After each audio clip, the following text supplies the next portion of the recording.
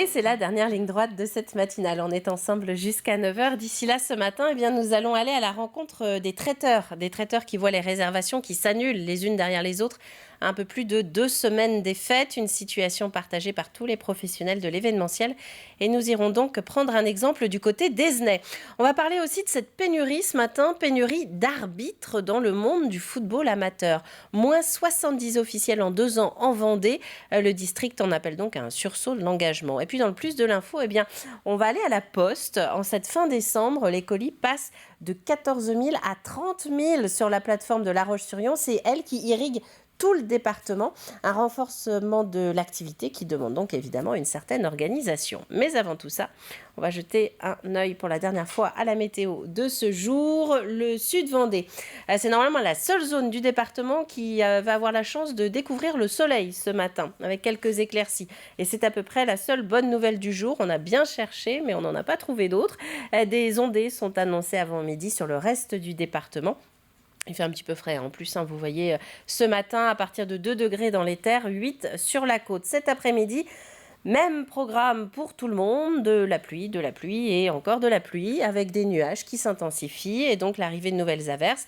Un vent de nord-ouest devrait en plus balayer au moins le littoral avec des rafales jusqu'à 60 km/h, un vent qui devrait nous accompagner jusqu'à demain midi. Ceci étant dit, passons au marée de ce jeudi. Ça y est, la mer est au plus haut depuis 8h28. Les coefs fléchissent, donc attention sur le passage du Goire. Rapprochez-vous au mieux de la basse mer à 14h30. La mer est annoncée comme forte en plus aujourd'hui avec des vagues de 2,50 m à 4 mètres. Pour les marchés alimentaires, on va prendre la direction de la Garnache pour notre exemple du jour. C'est tous les jeudis, ça commence en ce moment même et ça se poursuit jusqu'à midi à la Garnache, place de la mairie, avec un poissonnier, un maraîcher, un fromager, un boucher, charcutier ou encore un ostréiculteur qui sont annoncés sur place. Et puis les autres communes concernées par un marché alimentaire aujourd'hui sont affichées à l'écran. Avant de passer au journal, on va souhaiter une bonne fête au Pierre Fourier. C'est un Saint-Lorrain né au XVIe et considéré comme un pionnier en matière d'éducation, notamment dans la promotion de l'enseignement pour les jeunes filles. Voilà, on va passer maintenant au journal.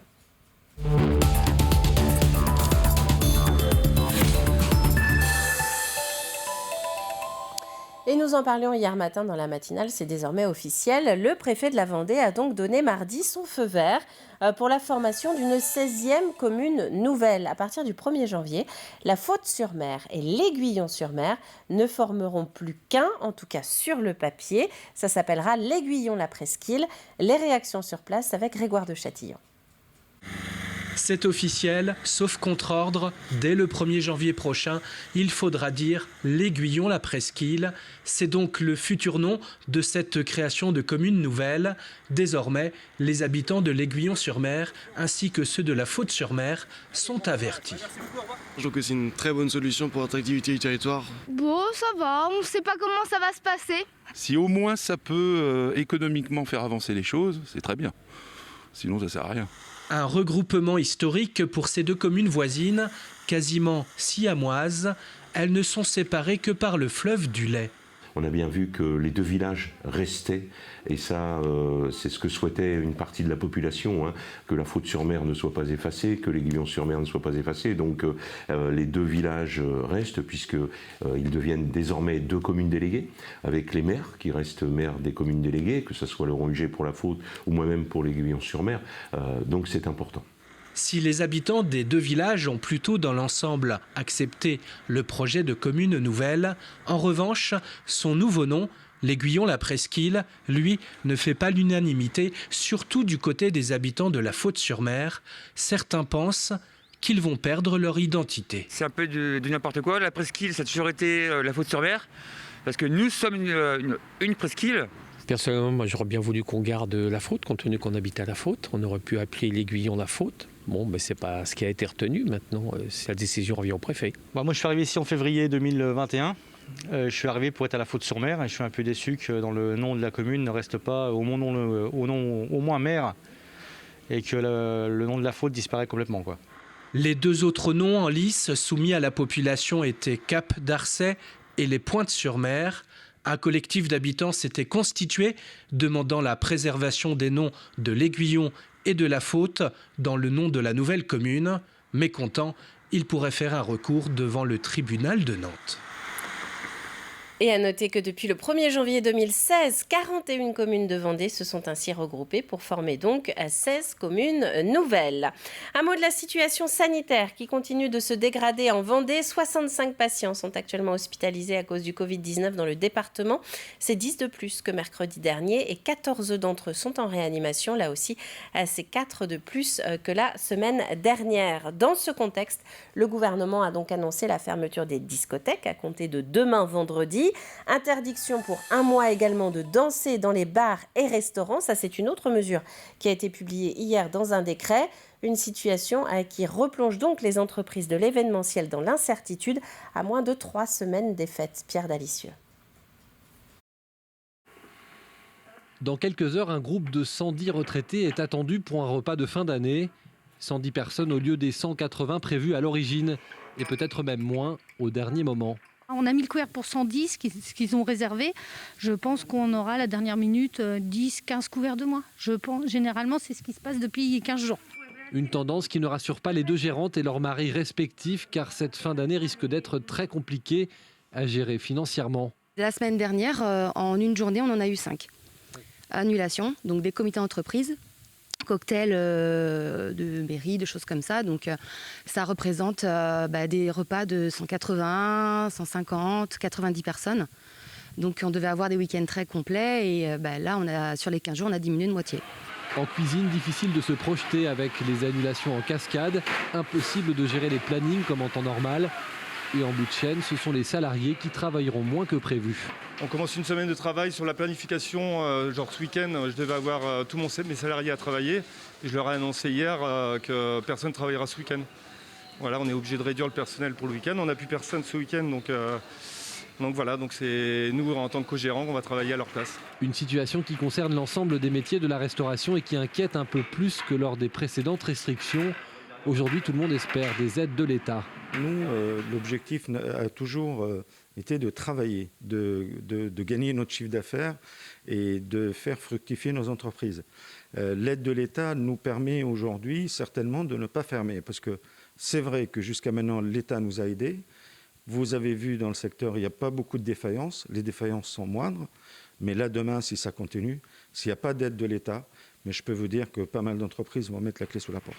Un point positif tout de même, lors des précédentes fêtes de fin d'année, la vente à emporter avait très bien fonctionné ici. Et ses gérants comptent bien la remettre en place en cas de besoin. De l'économie, toujours avec le marché de l'industrie qui, lui, manque de main-d'œuvre. On en parle régulièrement dans les journaux. Il y a beaucoup de postes en Vendée qui ne sont pas pourvus. Comme tous les deuxièmes jeudis de chaque mois, le bus de l'emploi est donc présent ce matin à Place Napoléon, à La Roche-sur-Yon. Un bus dont la thématique, justement, ce mois-ci, est l'industrie. Sur place, Akena, Beneteau, la Socopa ou encore le groupe Armeton doivent être représentés. On n'a pas la prétention d'avoir la baguette magique pour trouver la solution à tous les problèmes de recrutement, mais au moins on crée l'opportunité de faire des rencontres entre des candidats et des entreprises. Donc c'est vraiment l'objectif d'avoir une rencontre en direct. Il faut aller à la rencontre des gens parce qu'aujourd'hui c'est la grande problématique des entreprises qui cherchent à recruter, qui ne trouvent pas les candidats. Elles sont là pour parler d'elles, parler de leurs offres d'emploi, parler de leurs spécificités, donc elles sont à leur disposition. Du football à présent, avec une problématique que beaucoup de clubs amateurs rencontrent en ce moment, c'est le manque d'arbitres. C'est un des gros chantiers de la Fédération française de football. La Vendée a par exemple perdu 70 officiels en 2 ans. District et commission de l'arbitrage doivent donc trouver une nouvelle organisation pour que tous les matchs puissent se tenir. Il tire la sonnette d'alarme. Alexandre Debray. Bon match. Pour Johan et son assistant Bruno, une nouveauté aujourd'hui. Depuis la semaine dernière, ils ne sont plus que 2 arbitres en D1 au lieu de 3. La faute au manque d'officiels en Vendée, un changement plutôt bien accueilli par l'arbitre central. On va dire c'est la petite cerise sur le gâteau en district, c'est le plaisir d'être à 3 et de tourner à 3. Parce que on a une bonne cohésion et même entre arbitres, c'est un peu comme une famille, donc on s'entend bien. Après, pour moi, ça ne me dérangera pas, mais c'est toujours la passion qui passe en avant, c'est l'arbitrage. D'être au centre sur le terrain, c'est toujours un plaisir. C'est une nouvelle expérience et c'est une bonne chose pour moi. Ça permet aussi de créer des liens avec l'arbitrage et les bénévoles. Plusieurs raisons expliquent cette perte de 70 arbitres en 2 ans. Les fins de carrière, les mutations scolaires et professionnelles, mais aussi la Ligue. Les compétitions régionales récupèrent chaque week-end plusieurs arbitres au district. Des raisons qui s'ajoutent à l'image écornée de la fonction. Si, il y a quand même un problème de recrutement où la vocation d'arbitre ne fait plus vibrer. Enfin, voilà. Ça s'explique rien que dans les matchs professionnels. Quand on voit comment l'arbitre est considéré, ça donne pas envie d'être arbitre à l'heure d'aujourd'hui. Le bras, vous savez, messieurs, comme ça. Ouais. C'est une école de la vie. On apprend beaucoup de choses rien que sur soi. On apprend la vie. Humainement parlant, c'est très enrichissant. À quelques encablures de là, à Belleville, la nouveauté est bien accueillie et pour cause. Enlever des arbitres en D1 permet surtout de replacer des hommes en noir en D3 comme pour le match du jour. Pour avoir un arbitre en D3, il y a de l'enjeu, il y a de l'impact physique et un bénévole, il va pas mettre de carton, par rapport à l'équipe adverse peut aussi être déstabilisé ou il pense être défavorisé. Donc non, c'est mieux d'avoir un officiel complètement, oui. Pour le district, la mesure est temporaire. Elle espère former une 50aine d'arbitres d'ici la fin de saison. Si tel est le cas, il y aura assez d'arbitres et pour la D3 et pour arbitrer à 3 en D1. De la musique pour finir. Samedi est marqué par l'ouverture de la billetterie de la Folle Journée 2022, mais c'est aussi ce jour-là que l'ensemble symphonique Mosaïque, qu'on appelait avant l'Orchestre Symphonique de Vendée, doit se produire dans le Maine-et-Loire. Il sera ensuite dimanche aux Atlantes, au Sables d'Olonne. Parmi eux, des professionnels, mais également des étudiants en conservatoire qui apprennent justement le métier de musicien d'orchestre. Écoutez.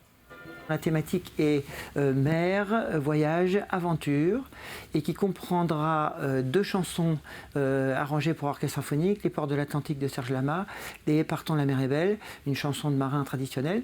Il y aura Dans les steppes de l'Asie centrale, vous voyez là c'est moins la mer, mais c'est l'aventure, et puis le voyage, l'Orient, etc. Il y aura l'interlude du 3e acte de Madame Butterfly de Puccini, que nous envisageons de donner intégralement en 2023, interlude symphonique, et la symphonie écossaise de Félix Mendelssohn. On va revenir sur les prévisions météo de ce jeudi avec le bulletin de Juliette, et puis nous on va se retrouver juste après, tout de suite. Vivez d'inoubliables instants d'exception en regardant la météo avec le cabaret La Belle Entrée.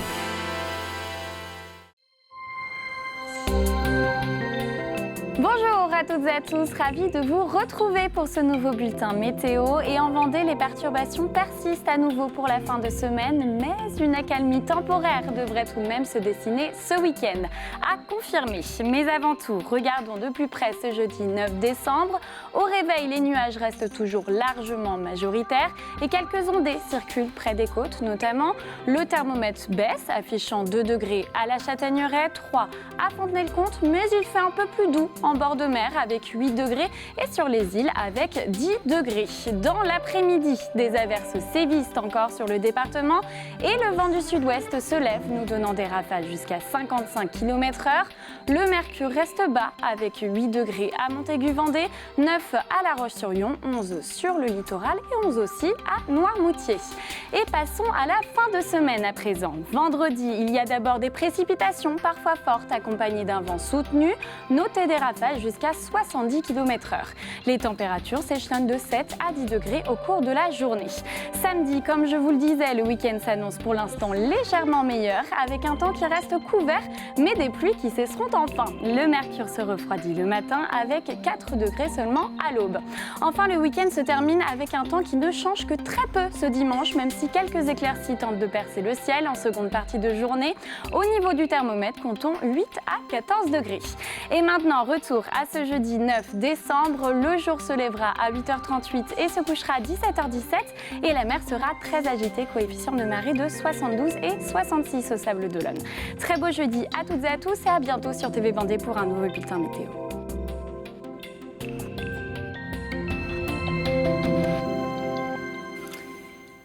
Merci Juliette, il est 9h moins le quart sur le plateau de la matinale. C'est le moment de repasser au plus de l'info. Un plus qui s'intéresse aujourd'hui aux livraisons du Père Noël. Vous avez peut-être eu l'occasion de le voir dans les demi-heures précédentes. La Poste et tous ses concurrents croulent sous les colis. L'activité a un peu plus de 2 semaines du 24 décembre est très intense. Regardez.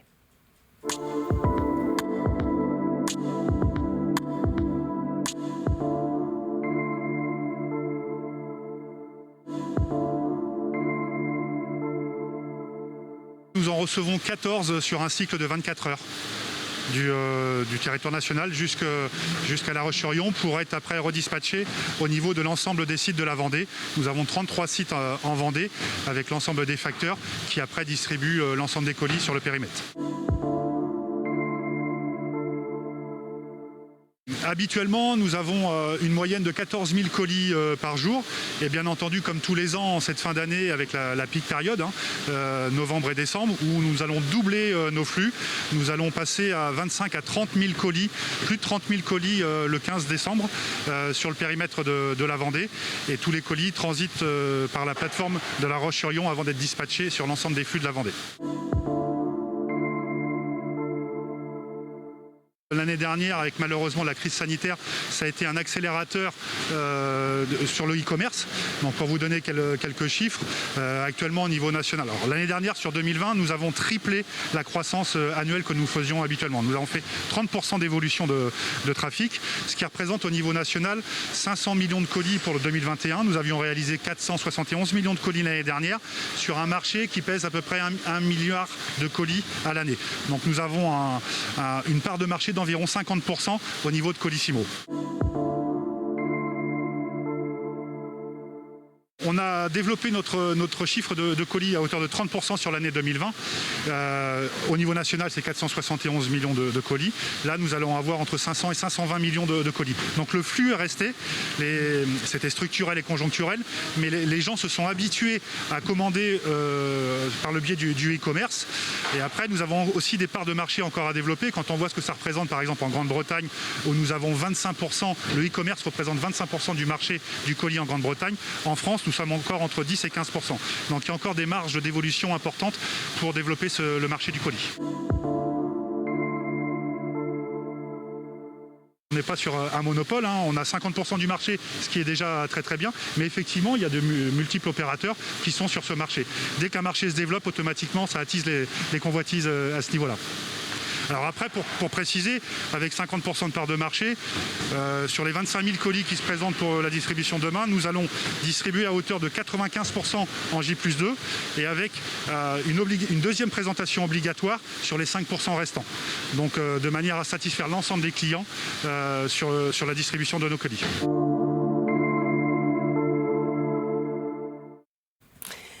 Un plus de l'info sur eux, donc nos colis en cette période de fin d'année que vous allez pouvoir retrouver sur tvvendée.fr dans la rubrique Actu. On passe au coup de fil à la presse.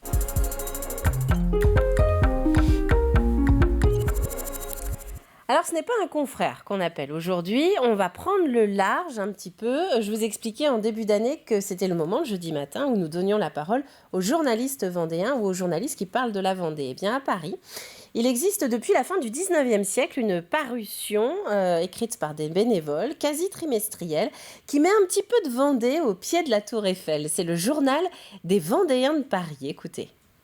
Le journal des Vendéens de Paris, en fait, c'est une publication associative qui est publiée 3 fois par an et qui est réalisée uniquement par des bénévoles. Et c'est une publication qui a une très longue histoire puisque son parcours est lié à l'existence de l'Union fraternelle des Vendéens de Paris, qui est une association qui a été fondée le 5 mars 1893. Alors comment est né le journal ? Eh bien c'est d'un besoin de mieux communiquer des adhérents de cette association.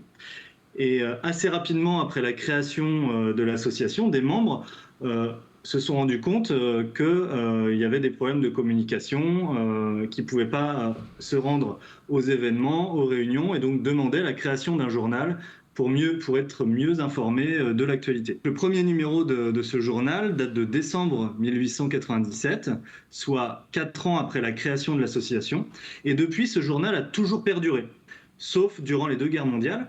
ce qui en fait aujourd'hui une des plus vieilles publications associatives de France.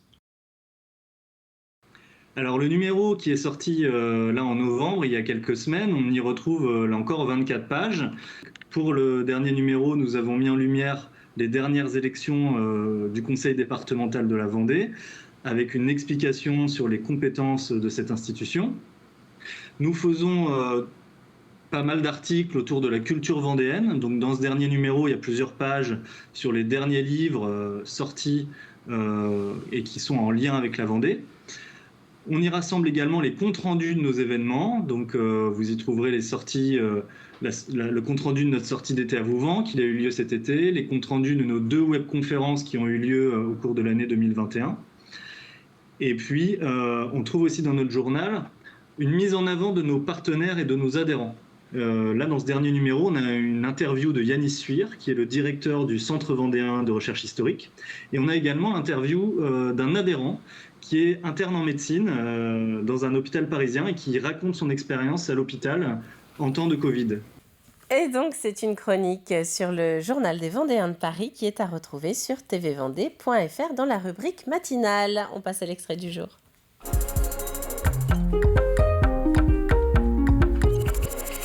C'est de la Vendée en direct dont nous parlons ce matin. Une VED un petit peu exceptionnelle aujourd'hui, comme celle d'hier d'ailleurs, si vous avez eu l'occasion de la voir, puisqu'Alexandre Debray est allé au cinéma à la rencontre d'une partie de l'équipe du film « L'amour, c'est mieux que la vie ». C'est le 50e film de Claude Lelouch, un film qui doit sortir début janvier. Regardez. J'ai fait ce métier pour travailler avec Claude Lelouch. Je ne peux pas dire autre chose. C'est-à-dire que j'ai été biberonné à ses films et j'attendais qu'un truc, c'est le coup de fil qui m'a passé un jour.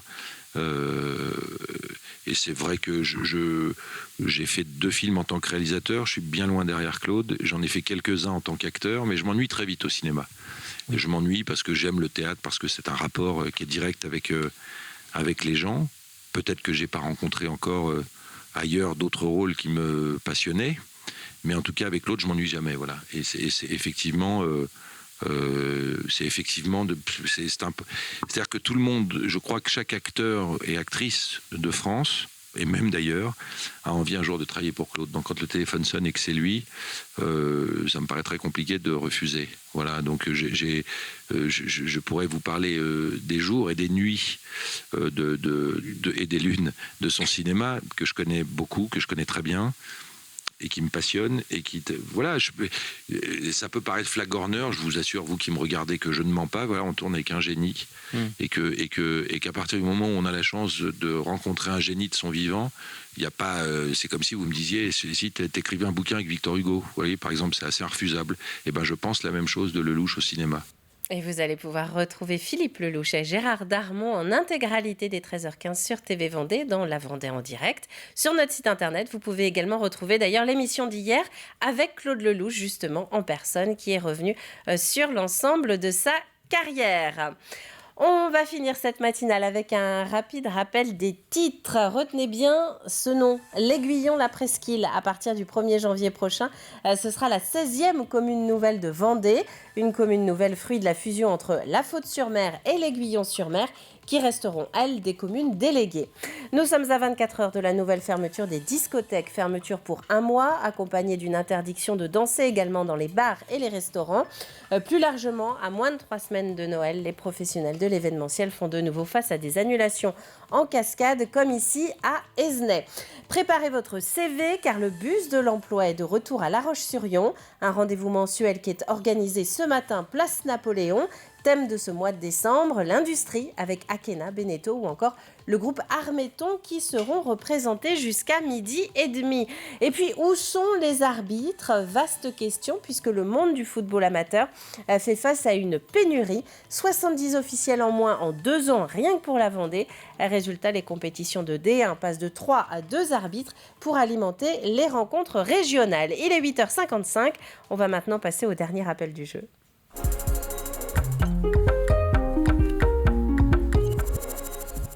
Avec une question toute simple cette semaine qui nous emmène au spectacle. Avec quelle formation vendéenne Ibrahim Malouf, le trompettiste, s'est-il produit samedi soir au Vent d'Espace à l'occasion de son concert de Noël? Il n'était pas seul, il y avait plusieurs formations de jeunes autour de lui et parmi ces formations, il y en a une vendéenne et c'est son nom que nous recherchons. Vous avez jusqu'à demain midi pour nous envoyer votre réponse sur tvvendée.fr. L'indice de ce jeudi, formation créée en 1998. Formation créée en 1998 et à la clé, notre partenaire de la semaine, c'est la Savonnerie des Collines qui vous a préparé un petit coffret cadeau avec plein de produits de cette entreprise que vous pourrez découvrir. Il y aura un gagnant parmi les bonnes réponses qui nous auront été envoyées sur tvvendée.fr. C'est la fin de cette matinale. Merci à vous de l'avoir suivi. On va se retrouver maintenant demain dès 7h. Ce sera vendredi, youpi, et ce sera pour un nouveau début de journée ensemble. Donc très bon jeudi à vous tous et à demain.